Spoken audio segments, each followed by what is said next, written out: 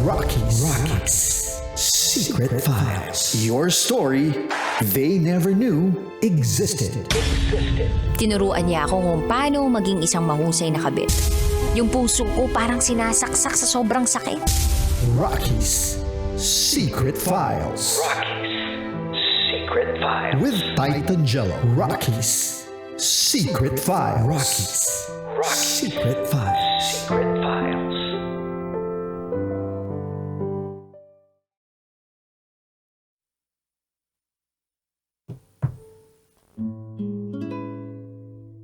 Good evening Luzon, Visayas, Mindanao, Metro at Mega Manila. Sa lahat po ng mga nakatutok sa atin ngayon sa 90.7 Love Radio, kasama nyo pa rin po ang titindig sa mga pinaglalaban ninyo. DJ Titan Jello. Mga kabisyo, nangingi po tayo ng mga komento para po sa inyong napakinggang kwento ngayong gabi na to.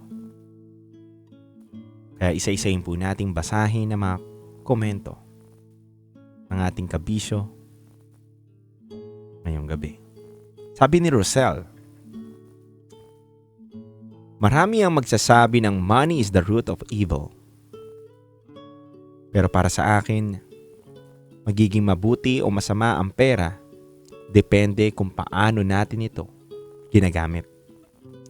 Sa sitwasyon ni Monet, sa masamang paraan niya ginamit ang pera. Dahil mismong sariling dignidad niya ang naging kapalit nito. At dahil gusto niyang magkaroon ng malaking pera sa madaling paraan, nauwi ito sa pagkawasak ng kanyang pagkatao. Naway maging lesson ito sa mga kabisyo natin na dapat gamitin ang pera sa mabuting paraan.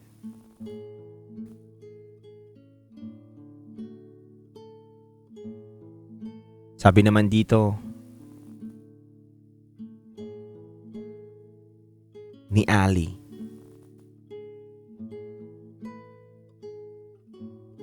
depende sa tao kung paano niya gagamitin ang pera.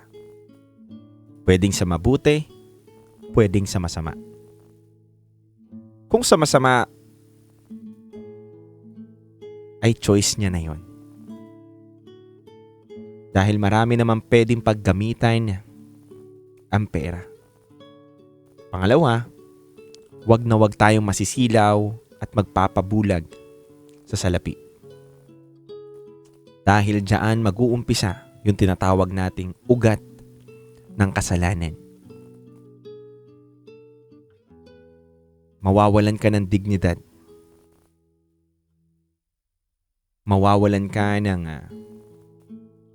respeto sa iyong sarili kapag nagpabulag ka sa pera. At pwede mong ikasira ito. Yan po ang sabi ni Ali. Sabi naman ni Michael,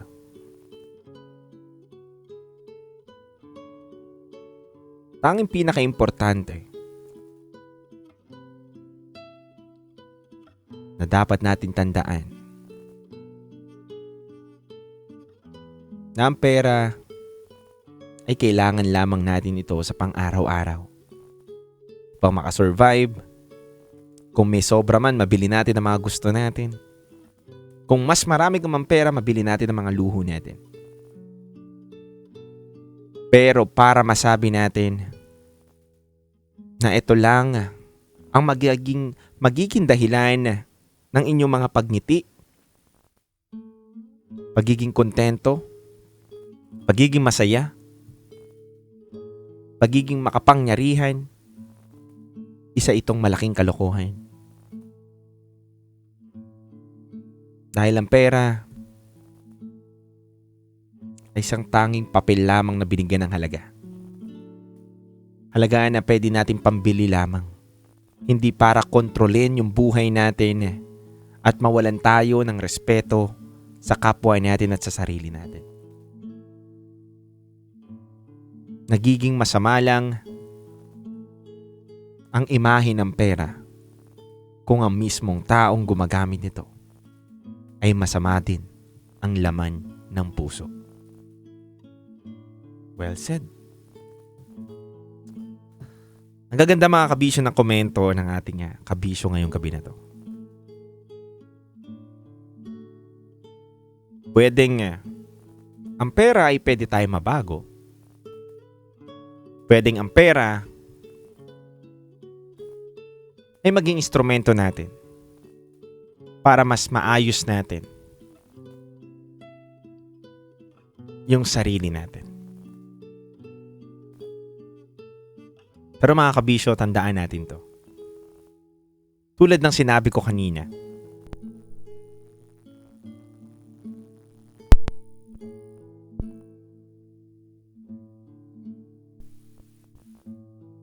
isang paliwanag sa inyo na tunay na kaya mong bumili ng magagandang gamit.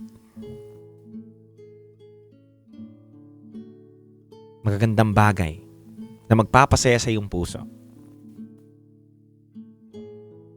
Pero yung totoong kapayapaan sa iyong buhay, hindi. Bakit kabisyo? Kaya mong bumili ng magandang kama, pero hindi kailanman kayang bilhin ng pera mo yung pinakamasarap na tulog at normal na tulog. Pangalawa,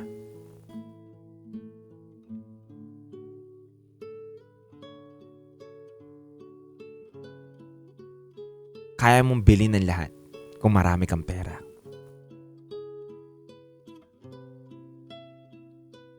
Pero para makilala mo yung mga tunay na tao para sa buhay mo, hindi kailanman mabibili yun ng pera. Yung mga tunay na taong kayang magmahal sa'yo, handa kang hindi iwanan meron at wala ka man. Kailanman hindi yun mabibili ng pera.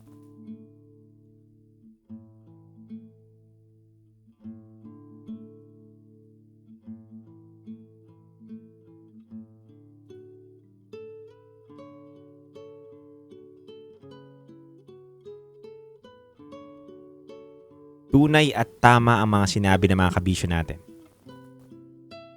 Na depende sa tao kung paano natin gagamitin ang pera. Kung magpapabulag ba tayo at kaya ba natin sirain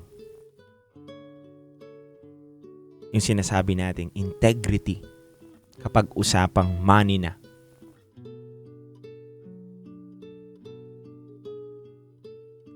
Maraming nasira sa pera.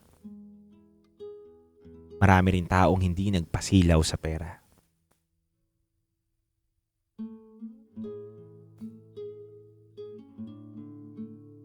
Pero lagi natin tatandaan, meron man o wala tayo, matuto tayo makontento. Dahil kailanman, hindi kayang bilhin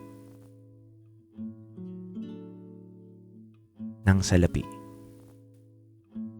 yung kapayapaan ng puso mo.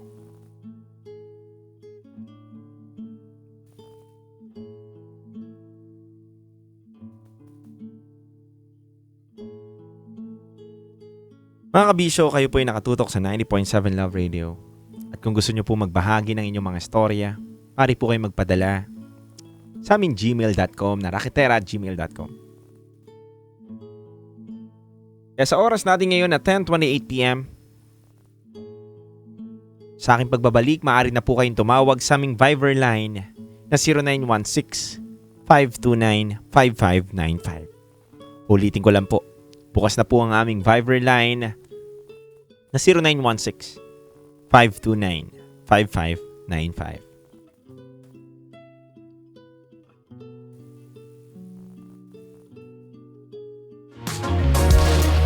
Kabisyo na